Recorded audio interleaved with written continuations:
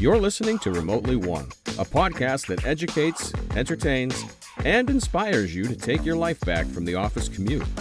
I'm Rick, a former beer rep who left the warehouse to become a voice actor and digital creator. And I'm Kaleem, a remote work advocate and consultant.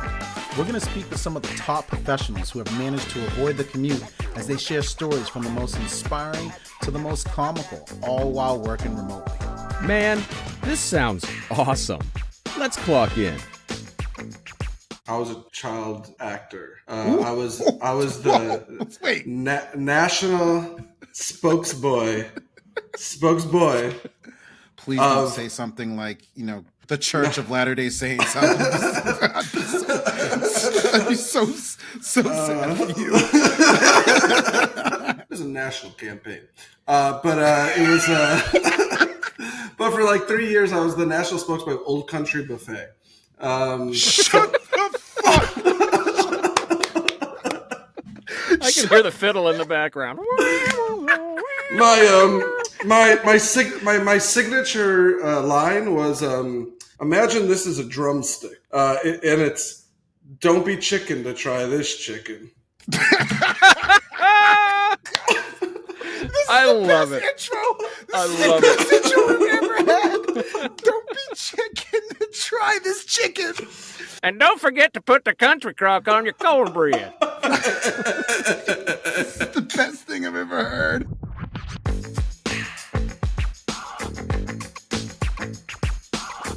Welcome back, everyone, to Remotely One. I am your co-host, Rick Haney, joined by my esteemed colleague, Kaleem Clarkson. How you doing, buddy? Hello, sir. Hello, sir. Hello, sir. Oh, you're Hello, working sir. it today. You're working it today. Getting up those salutations. I think I just tore an ab boob muscle. Well, you're normally sweating, but you're sweating more than normal, so we gotta get you check his papers. Get the doctor in here. You got a pulse. That's all that matters. Hey, everybody, listeners, viewers, since you know how to find us, do us a huge favor. Go to ratethispodcast.com/remotely one and leave us a review. Not a big deal. We ain't asking for much. Again, ratethispodcast.com/remotely one. If you could do that for us, we would be ever so grateful.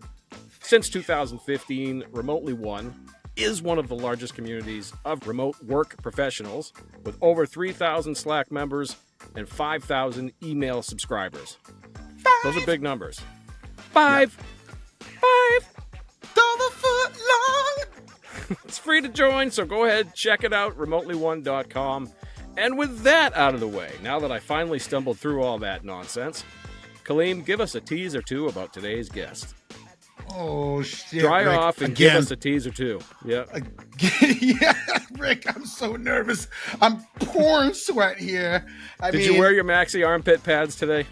I did wear my maxi armpit pads, and the shirt's Okay, looking cool. fresh. It's a new Callaway shirt. I'm feeling good about it. But Rick, our guest today, I know you've seen that Saturday Night Live skit. Our guest today is originally from Chicago, sir. From Chicago. You remember that skit. The Bears. Yeah. The Bears. Yeah. And is currently still a resident. Bill Swirsky.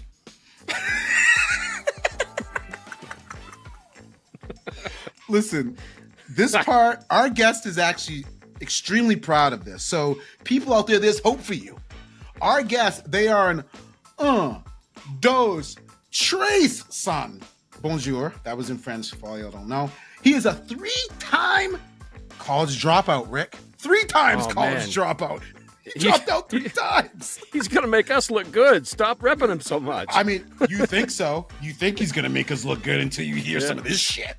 In 2005, born out of his spare bedroom, they founded One Design Company, which is a digital design company that they still run and advise after nearly 20 years.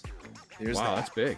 That's huge. In 2008, they opened the first co-working space in Chicago called The Coop. So we got to talk about that, which they exited and sold. 2008 co-working, Rick. Wow. Long time ago. Wow. Crazy.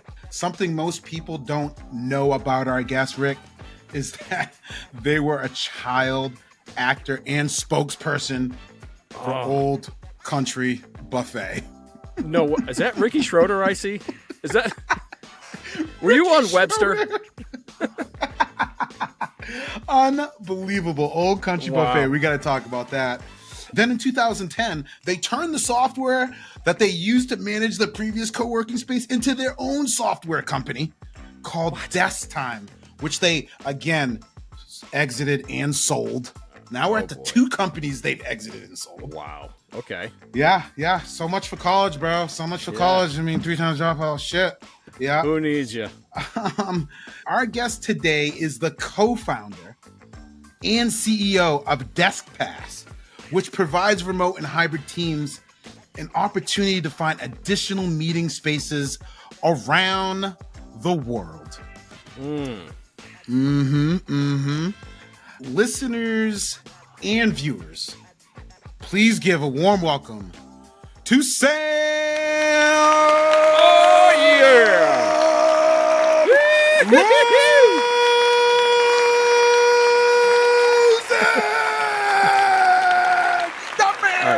Wow. Now he's gonna. Now if you thought he was sweating earlier. That was really something. Wow. Coach had to throw him an extra towel. Coach, get me in the game. God. Coach, get me in the game. Look at this guy. Always wanted an intro like that. That's amazing. Thank you. Holy bro. crap. Thank you. Thank you for being here. Thank you for being here, man. Yeah. Man. I'm so stoked to be here. Thank you. Yeah. So I mean, you've got a lot going on. You're a busy guy. You've done a lot of stuff. Confirmed. And yeah, I mean, especially in this business. I mean, going back to 2005, I want to talk about the evolution of Deskpass and all that, but way back in 2005, like, where was it that you saw this opportunity for a company like this? And what was it like kind of navigating those waters with all of the chaos that was surrounding places like, well, especially WeWork? Yeah, I mean, man, it's a long story. How much time do we have, Rick? We have plenty of time, man. That's what we're here for you, baby. That's why we're here, for you. brother.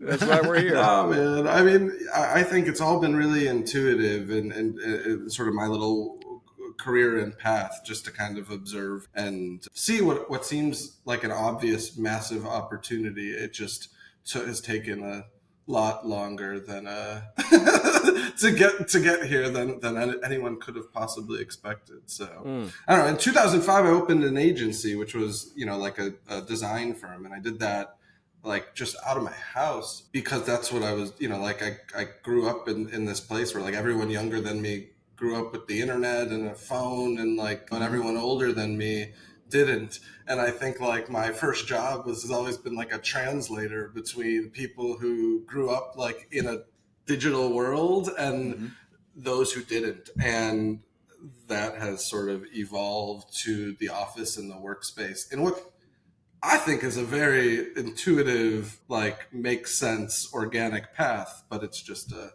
20-year path.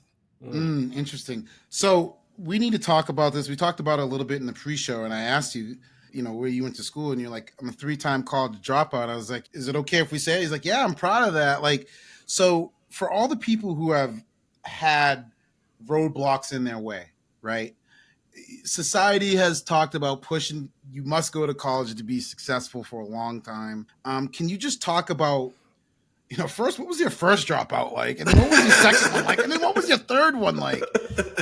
And then how did you come back from that? So would you mind just kind of talking about that experience? Yeah, I love talking about this stuff. I mean, it's a little hyperbolic and dramatic, like the 3 dropouts. But, like to me, I've been making shit for my whole life. I've been entrepreneurial my whole life. I've been building things, selling things, trying to hustle, like really since I was a little kid. And I think that's just a byproduct of who I am and where I'm from. And again, like the opportunities that I've been fortunate enough to have.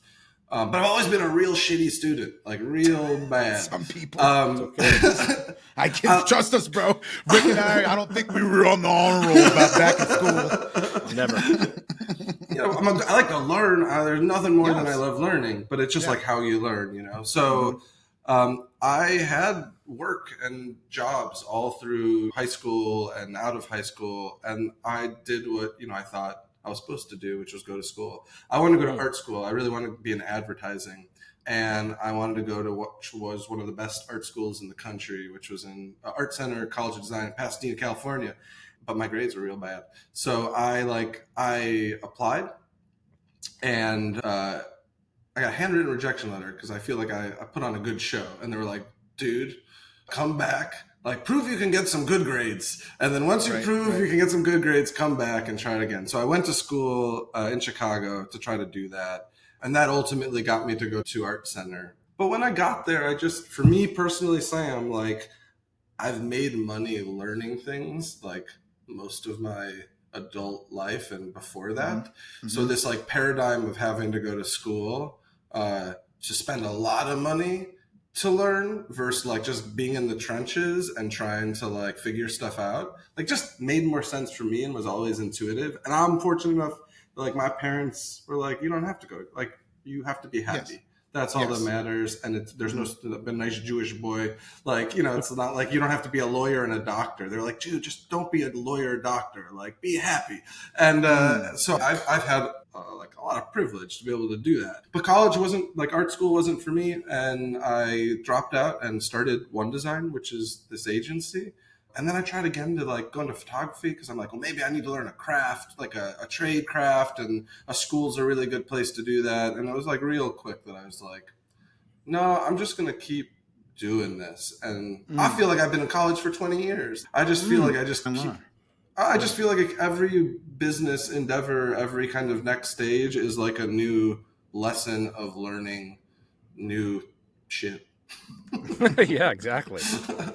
I feel like that's kind of how the creative mind works, right? You're always looking, I wouldn't call it shiny object syndrome, but you're always looking for different ways to do the stuff that people are already doing. Yeah. Yeah, everyone's different. Like, no shit. It's funny. I got 2 little kids. I'm like, I hope you don't go to college. I hope you don't go to college. You know, and that's like such a funny paradigm compared to like, I think the generation before us. I'm like, I hope you get real good at ChatGPT and like love online learning. But I don't know if with a $50,000 a year education, like, I don't know, man. Yeah. I mean, I'm a huge supporter of higher ed. I believe that if you have the ability to go to college, you should, if it's affordable. I feel like what you learn, in my opinion, at college is not necessarily the coursework, you know, outside of doctors and lawyers and things that, you know, you need to for sure. Stuff. But like, especially if you're from a small town, like where Rick and I are from, like you're from Chicago, bro, you're right there in one of the meccas of culture. If you haven't been around culture, like where we're from in Maine, and you haven't experienced these things, basically college is like figuring out how to live. So I'm a huge proponent. We're not saying don't go to college, but we are here to kind of hype up. If you don't, there are plenty of opportunities out there for you. Pick your path. The world. Pick your path. Thank you. Pick your path. So, I mean, you were talking about co-working before anybody knew about co-working. So how did you learn about the concept that, you know, the coop and all that? Yeah, man. So I have had this agency, and when we were starting the agency, we've always been really remote because we could, right? And I had a girlfriend, lived in Chicago. She moved to Brooklyn. I was going to Brooklyn every few weeks, and I was trying to run this little agency out of her very shitty apartment. She was super cool, but her apartment was not. It had like a thin line of clothing. She's like all over the ground. She had roommates who were lovely, but it was a garden apartment with very bad internet and very bad cell service. And she would go to school, go to work, and I would try to like run my little business out of her apartment. And we had our biggest client of all time. And like in hindsight, you know, we've had bigger now, but like it was a big deal. And I was leading the kickoff call, and I dropped the call like 5 times. And my colleague, Mr. Noah, was like, bro, can't do that. You got to get your shit together. And I was like, okay. I'm gonna get my stuff together. So I went to what I think any reliable, like, you know, millennial hipster would do. So I went to the cafe down the street, and the cafe was called the Rabbit Hole, and it was great name. The names in these stories, I think, is my favorite part. So I went down the rabbit hole, and I started working in this cafe, which had not much better internet and not much better cell coverage. And it was very clear very early on they didn't want me there because I would sit there all day with my laptop, drink 2 coffees, 1 bagel, So it was like, can't use your laptop during lunch. And then it was Freeloader. Like, then it was like, the power stopped working. And then like, poof, the internet was gone. And I'm like, guys, I get the message. I'm out of here. And Noah was like, yo, have you ever heard of coworking? And I said what I think anybody at that time would have said, which is, and still some do, which is, what? And he pointed me to a wiki, the Coworking wiki, which still exists. And it was a list of coworking spaces. And there were about 300 in the whole world. And one, of course, was in Brooklyn, because Brooklyn. And that place was called The Change You Want to See, which when I heard that, I was like, that's a weird name. Definitely it was like a gallery, nonprofit. And I was like, okay, whatever. Definitely some hippie shit. I get that. There's some hippie shit for sure. And I showed up one day, uncomfortable, like, what am I doing? Where is it? And I walked in this place and the guy was like, hey, you here for coworking? And I was like, mm-hmm. He's like, welcome. And there was a bunch of cool people around a table. And he's like, we got a few rules. Be respectful. Check. Don't clog up our bandwidth downloading any porn or like, videos and shit. And I was like, okay. Understandable. I can do that. Yep. And if you have a good time, there's a little donation box at the end and just like throw some money in the donation box. And I was like, it was free, bro. It was free. Or yeah, donation based. Donation based. And good shit. I showed up and it solved my internet problem, solved my phone problem. But the thing it did, which I thought was like amazing, was it connected me with all these really rad New Yorkers. I was used to my girlfriend and her crew. Connection, baby. But it was like people in media and people in design and people in politics. And the guy next to me was like in media. He worked for, I forget what, like Current or something like that. And he was like, yo, there's this big music festival, CMJ in town this week. And he made a list of like all the shows that he could get me on the list for. And I was like, dude, coworking is amazing. Yeah. Like day one, you know what I mean? And I was like, this is so cool. Who's doing this in Chicago? And the answer was nobody. In the wiki, there was like a bunch of people who wanted to, and they're actually really cool people that wanted to, but no one had the venue. So my partner, Pat, and I, kind of right place, right time, had some extra space, and we turned a space next to our office into the first co-working space in Chicago. And from then, I've been unbelievable. Wow. Good That's for you, unbelievable, man. Good for you. Right place, right time. Yeah. Viewers, listeners, do you hear what we're talking about already? He opened the first co-working space in Chicago. I I would just end it right there. Thank you. This has been a great podcast. Have a great night. You're like the Al Capone of co-working spaces. Al Capone's from Chicago. Yeah, that's a good reference. Rick, that's why I'm not as funny as you, dog. I was going to go with the Bill Swirsky, but nobody knows really who Bill Swirsky is. Yes, we do. Oh, there goes my heart. Must have been the sausage. Sam, one thing we didn't ask you, being from Chicago, can I put mustard or ketchup on my hot dog?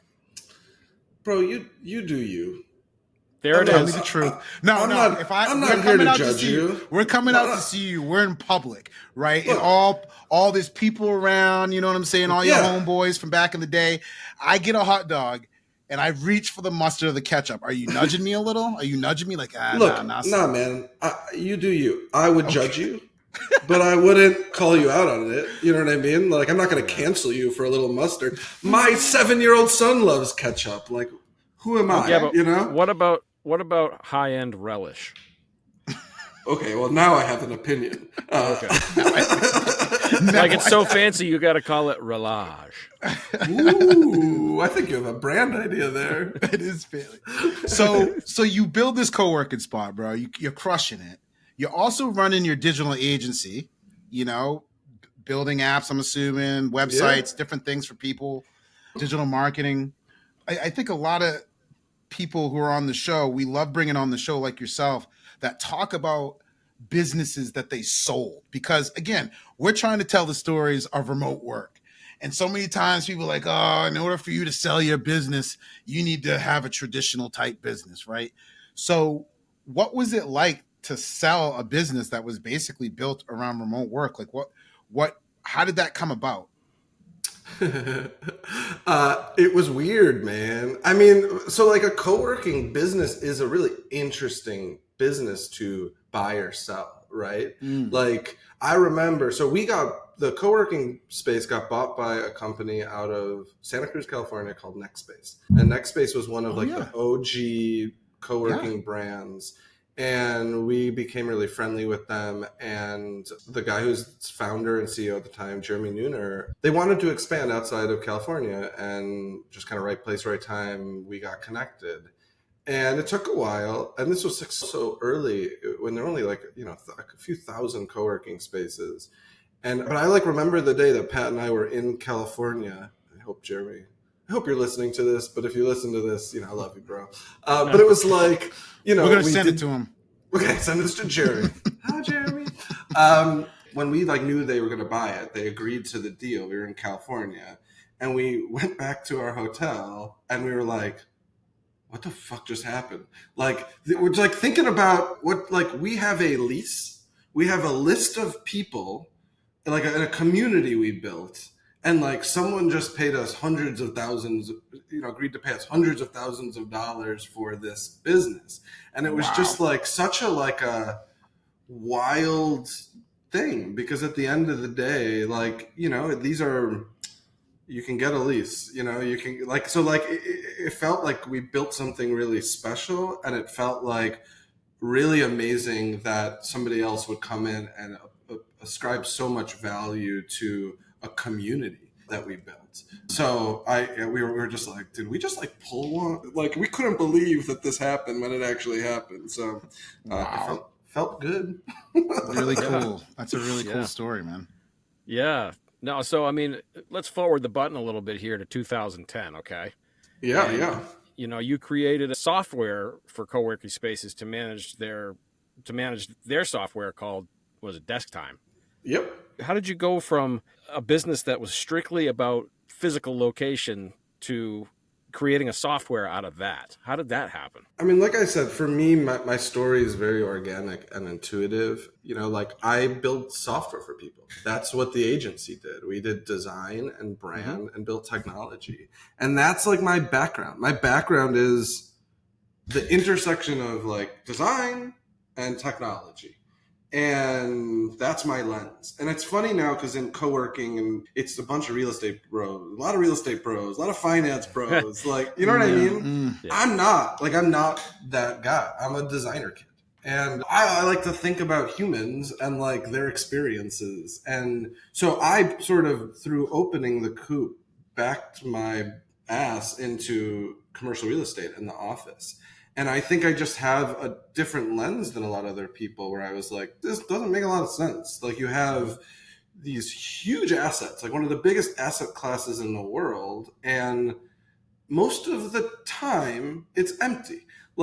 Even in the heyday of office, pre-COVID, people are not in their seats all day long, and people are not at the office at all at night. And it just they're our office is very least and efficient. And I was I don't know, I don't think so. So that was the lens that I always brought. And then we were building our co-working space. So building software to manage it and to do the billing and the scheduling. There wasn't anything that really existed at that time that we were into.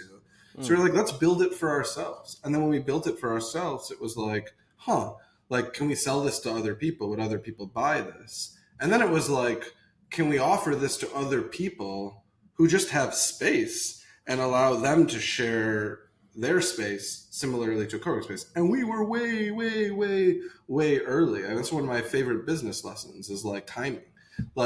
Business wouldn't know, might work now, but it wasn't going to work then. There just weren't enough customers. All the customers were too frugal, and everything they wanted was too complicated. You know what I mean? But it's part of the journey of learning this stuff and working through it. So for me, it was just solving a problem we had in a space that seemed like an obvious opportunity. You realized you could scale it.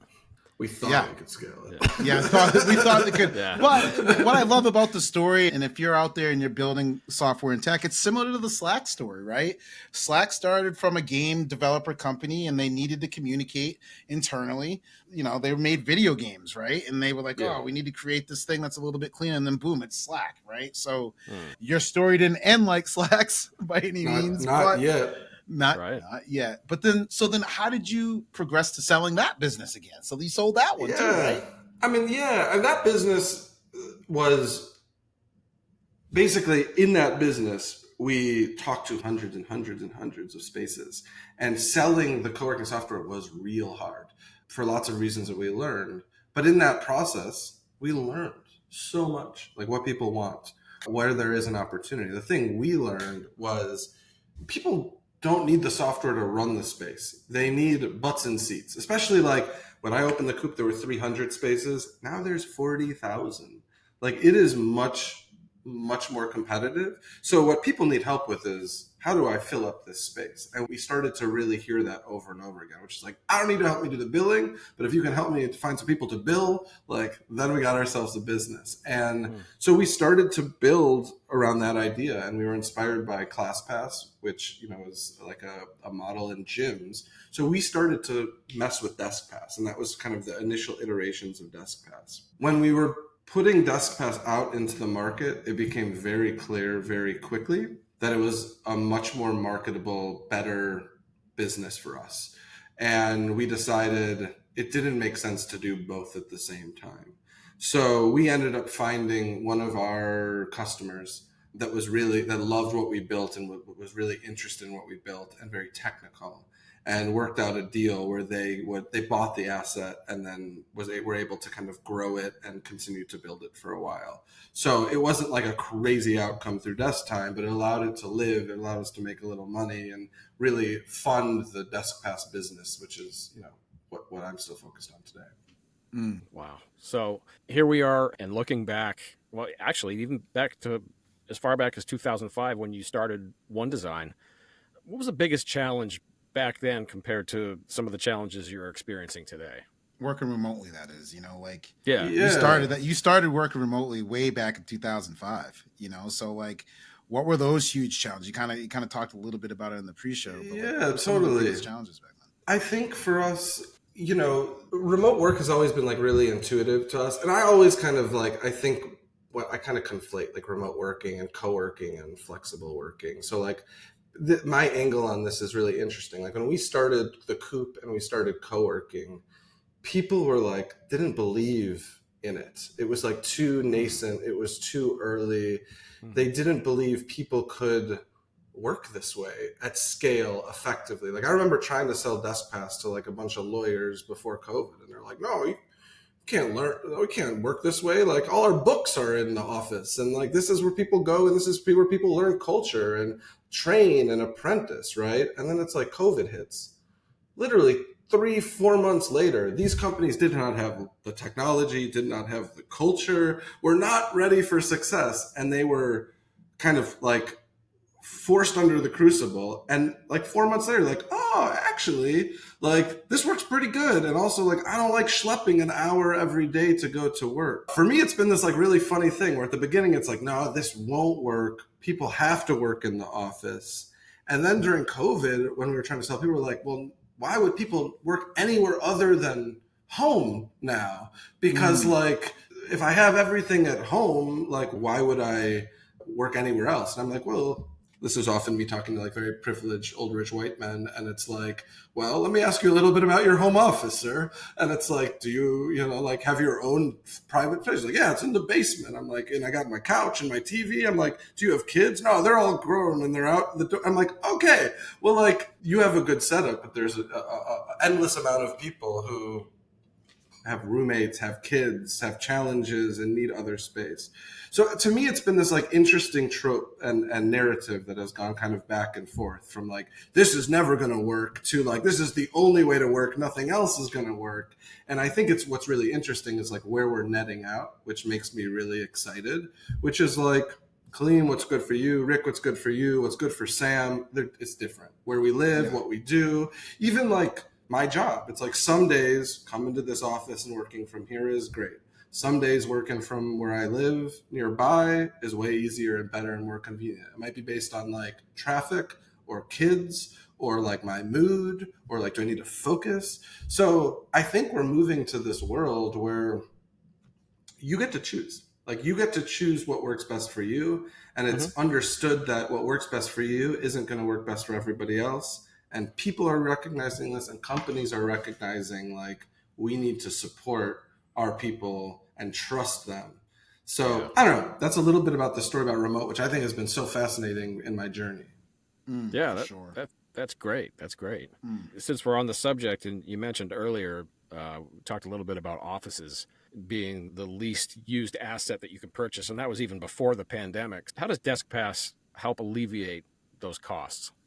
Yeah, so Deskpass is a really cool solution. And I think, again, like you talk about the evolution of this stuff, right? It's the office and then it's co-working. V1 of co-working are leases, right? You go to a landlord and you say, I'm going to take your space and I'm going to sign a lease and I'm going to do arbitrage. I bet I can, if you're charging me $20 a square feet, I bet I can charge 40 and build this community and do something cool. And at the beginning of co-working, like that is the only deal that you could make because landlords weren't going to like, they didn't believe in the model. They're too busy getting rich the old fashioned way, right? Yes. And then over time, kind of before COVID, but this gets super accelerated during COVID because you see some really stellar examples like WeWork in its heyday, Industrious, Regus, IWG.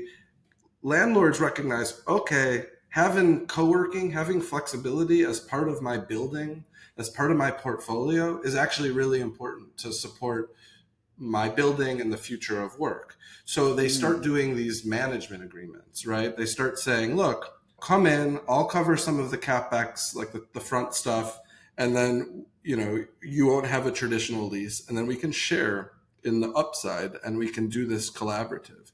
And now you're seeing real estate companies like Tishman Speyer and others, Hines, that are just saying, screw it. Like we're actually going to build our own brand and our own co-working and our own flexible workspace. So, oh, wow. So you're saying some commercial realtors are leaning into this co-working because they're like, shit, what are we going to do? Because like a tenant like Facebook is coming in and saying, we used to take 50,000 square feet. We're going to take 30. But some days we need 50 and we want to be in buildings that can kind of support us for that, right? Or I have empty space. There's all this empty office space on the market and there's going to be more and more. It's harder than ever to sell a 5-year lease. A lot easier to sell a day, a week, a month, a year. So offering that flexibility is like a fundamental part of, I think, how office and the office industry is thinking about workspace. So the point being with Deskpass, we are a marketplace. We connect all of the different co-working spaces where we don't own any of the spaces or operate any of the spaces. We partner with them. So instead of like a traditional, like I go to WeWork and I have a membership of WeWork, we offer you access to thousands and thousands of workspaces for as little or as much time as you want, which is like a different paradigm of using this type of space, right? I just pay a membership to Deskpass and then it allows me to go into WeWork or another spot or no? Yeah. So it depends. We have like kind of two products. One is just for individuals. So I'm in New York and I'm in Flatiron and I need a meeting room on Thursday for 8 people. I can just go on there. I can book it. I can find it. I can do it all through the platform, pay as you go. But more and more what we sell and where we think are huge opportunities are companies, right? Companies that have all of a sudden have remote employees, all of a sudden have hybrid work policies. And they're taking less office because their office is empty, but they want to offer something more than just the home. So they can offer a branded solution of Deskpass. So like GoodRx is a customer or like Synchrony Financial. So Synchrony has a Synchrony branded Deskpass and then their employees get access to it. And then they can use all of our platform and spaces, but the boss pays for it. And then the boss can look and see like who used it, where they used it, when they used it, turn it like, turn it up, turn it down, set rules. Totally. Damn, that's crazy. That's crazy. Yeah. So I wanted to ask you a question about commercial real estate. We were talking about that a little bit and how it's changing. We're seeing a lot of return to offices by companies. And what do you think is going to happen to organizations that are kind of not coming in line with this new way of workplace flexibility? Like basically saying, no, we're going to make sure everybody comes back to the spot. If you were working remotely, you got 2 weeks to move to come to the office 5 days a week. Do you feel like workplace flexibility is going to stay? And what's going to happen to organizations that don't provide that type of flexibility? They're gonna lose. They're just gonna lose? They're just gonna lose the game? No, man. I mean, good night. Okay. I think Good night. two theories. One is the office ain't going anywhere. Like, I don't believe like there's no more office, and I don't believe companies shouldn't have offices. And when I say office, I mean like HQ. Okay. What I think our thesis is, office is an ecosystem. HQ, it's gonna get smaller. It's gonna be more thoughtful. Why do we have this space downtown that people schlep to? Is it for us to meet? Is it us for to pitch? Is it for us to innovate, inspire, whatever it might be? And the spaces are going to get better. They're going to get more specialized, but they're going to be smaller. And they're going to be more flexible. And employees are going to have more autonomy to work from wherever they get work done. That might be at home, that might be on Deskpass, that might be at a cafe, that might be at a co-working space near their house or near the office or near their kids' childcare. So office is going to evolve from like one to many. It was easy in the old days because everyone came to the office. That's where we trained and fed and that, to like everyone gets their own flavor. So I think generally speaking, that is what's going to happen long term. I think in terms of the companies that say, no, screw that, you're all coming to the office 5 days a week, forever and ever, amen. Again, I'm a designer. I'm thinking about the humans. It's like, okay, if I have a job opportunity between two companies and one says, bro, get your ass in the office every day, same pedigree, same salary, same everything. Another one maybe says, even a little less. Totally. That is... I've read that. No, but and the other says, I don't care where you work. Some days you have to come into the office because we need you here. I don't know anybody who's like, no. I don't think anyone's saying I'm never coming to the office again. They're saying like, I don't want to come to the office when it doesn't make any sense for me to come to the office, right? Like, you should sit there. So I think that's what's going to happen. And the most talented people.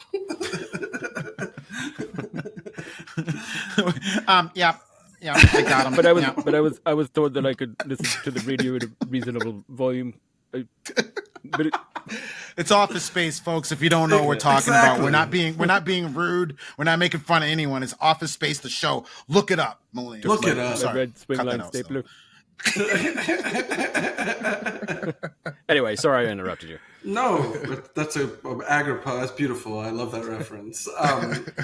No, man. Yeah, I just think like you're going to pick the company that cares more about you, gives you more flexibility. I think there's ample evidence of that. And I think if you're a company, you want to hire the most talented, best people, you're going to work at the companies that offer remote work. So plain and simple. Yeah. Plain and simple. Plain and simple. And then there's like the argument that like, well, you can't do, I'm like, there are so many examples, like the fastest growing, biggest, hottest company in the world right now, NVIDIA, very remote. At least, like, there are so many good examples of like the idea that you can't do it is complete bullshit. It just requires work and thoughtfulness, and it's hard. And it doesn't. Oh, you mean like leadership? It just requires leadership. Yeah, leadership. Huh? That's Who would have thought? Who would have Awareness. thought? Awareness. Yeah, thank you, Rick. Awareness is. Who would have thought? Just a little bit of awareness, maybe a little feedback from the employees. Yes. Maybe ask the employees a little bit. Listen, listen. So, Sam, Jesus, listen to me. I lost my place. I think it was the Office reference. It totally threw me for a loop. That'll do that. Hang on, did they ever make a sequel to that? No. I don't think they did. I don't know. Good. They should. Good for them. They should be a remote setup. Bro, shh. Stella, cut this out. Oh, come on. We're gonna make it, Sam. We're gonna make the remote version of The Office. Yes, we are. 2. I was told that I didn't have to be on camera for this video.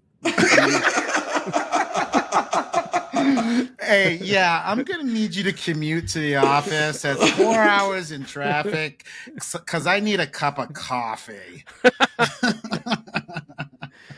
So, Sam, if you would, share with us a comical moment that you may have had while working remotely. Oh, yeah. So this was in like the heart of COVID. And it's also funny because I'm like having all these conversations with people that are like, why wouldn't you work remotely from your home for the future forever and ever and ever? And I remember in a meeting that this happened, and it was like the most perfect example. You know, I live in the suburbs. I have a little 2 flat. I got a nice little setup. You know, we're lucky. I got a basement set up. My wife works at home. Like I work at home. Got 2 little kids above. Got a nice little setup. Okay. Can close the door, lock the door. I thought about like installing like a little red light, like don't come in here when the red light's on. But that's genius. That. I've heard that's great. It's a good idea. So, but just locking the door. So like I can survive. Sometimes I can hear like the pitter patter above me, right? My damn kids. That was a few years ago. So they were like, I don't know, 3 and 6 or 3 and 5. They figured out a hack.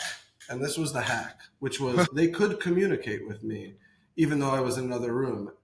And they figured out the hack, and it was through the HVAC vents.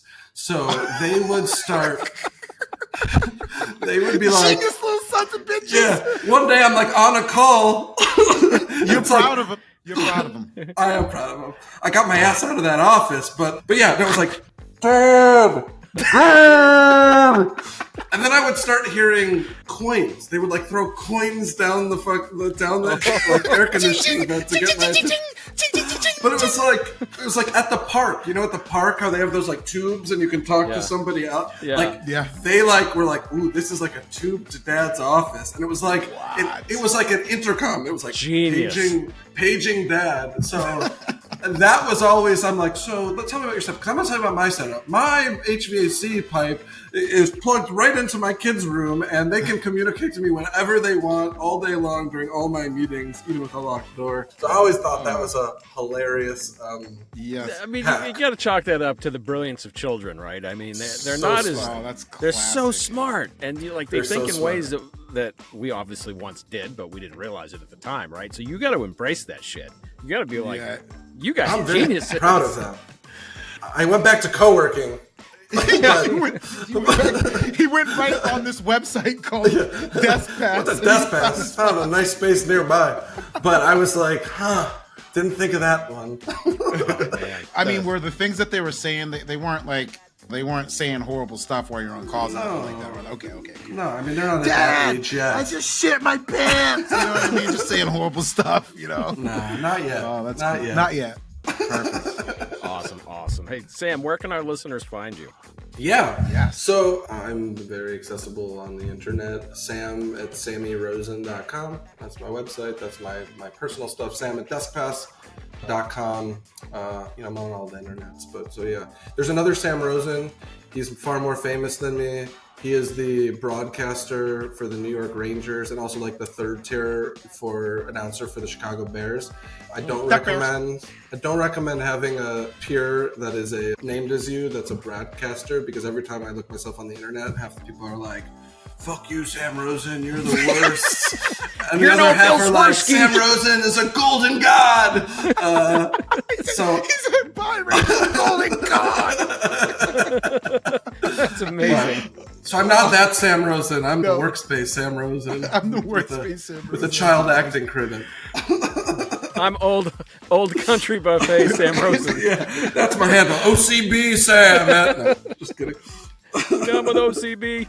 Yeah, you know me. You can't help it.